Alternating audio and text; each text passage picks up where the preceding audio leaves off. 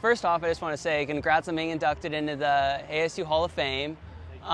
What does this honor mean to you? I grew up in Phoenix, grew up an Arizona State fan, and I can remember walking through those hallways with my dad as a little kid in the Wells Fargo Arena and seeing those Hall of Fame members up on the wall and staring at those plaques and seeing that stuff, and now I get a chance to have mine up there with along those is a pretty neat thing to be a part of.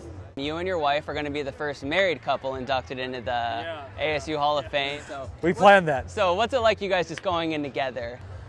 It's been a whirlwind. To look from where we started at ASU to where we're at now.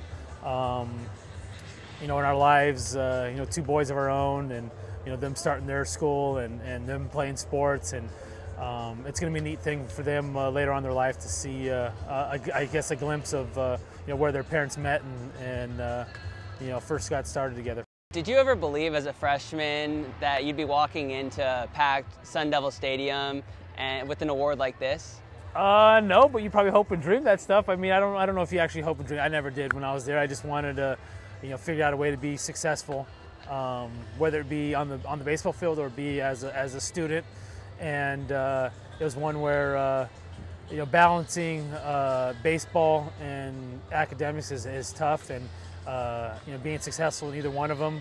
Being successful in just one is tough, but doing both of them at the same time is a pretty tough thing to do. And I was fortunate enough to figure out a way, having to put those extra hours in the study hall to stay in the batting cage and figuring out times to lift weights when I could. And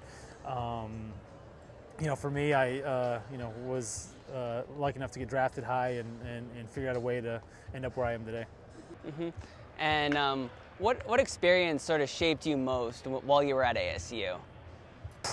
Experience shaped me most was probably my freshman year. My freshman year I came in to an ASU program that had quite a few junior college transfers, some guys that didn't sign from the draft the previous year, and then a lot of freshmen that came in, and it was kind of clogged. And I came in that first semester and quite didn't get my feet planted firmly. And Coach Murphy at the time asked me to go and either redshirt or play junior college baseball. So I chose to go play junior college baseball for the semester, and I went down to Chandler Gilbert, and I think that really kind of refocused me and lit a fire under me a little bit to realize that things aren't going to be given to you, and doors aren't just going to open up. You got to earn them and figure out a way to get it done. And I think that's probably my biggest defining moment throughout my college career. Mm-hmm. And ASU this past year, they're now moving away from Packard Stadium. How do you feel about that? Just like some prominent schools with their educations and degrees you hold, when you hold that degree from Arizona State baseball, it holds a lot of merit and I guess reaffirmation of what you've learned and where you came from in the baseball world. And part of that's from playing at Packard and getting a chance to play there and play against with the players who played there before you. So it's disappointing to see it, but everything every team needs to an organization or franchise goes and turns the leaf every once in a while, and you get to still carry that tradition and what it holds with you over that new ballpark.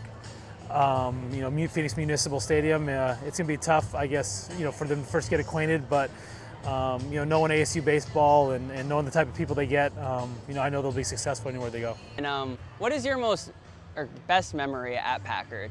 Best memory at Packard would probably be my junior year against U of A. I think it was our second to last series of the year, and we thumped them pretty bad in a 3-game series there, and swept them for the series. And that's probably my best memory because no one likes beating U of A more than an ASU person or ASU athlete, and no one likes beating U of A more than an ASU fan. And so I can say on both, and it was a great accomplishment to be able to beat those guys the way we did, and I guess send out my Packard and ASU baseball career that way. Mm-hmm. And so how closely do you follow ASU athletic teams then? I follow the baseball team just because that's what I do, and always checking up on them, but really don't get a chance to see them. But ASU football, I guess I'm as big as a fan as you can get. I do a huge tailgate every weekend when I'm in town. Even when I'm not in town, my dad and brothers are down there a lot of buddies, you know, from school are down there, and if it's a game day and I'm out of season, I'm down there 5-6 hours as early as I can with the motorhome. You know, getting going that RV and that tailgate, and out there enjoying the entire day out there, and cheering on the Devils with everyone else. And you know, like I said, I think for me, I'm you know, lucky and fortunate. I grew up a Sun Devil, grew up a fan, and got a chance to live out a dream of playing for you know, for the school that you wanted to play with since you were a little kid. And you know, still now, I'm still a Sun Devil fan, you know, even after the time I spent there.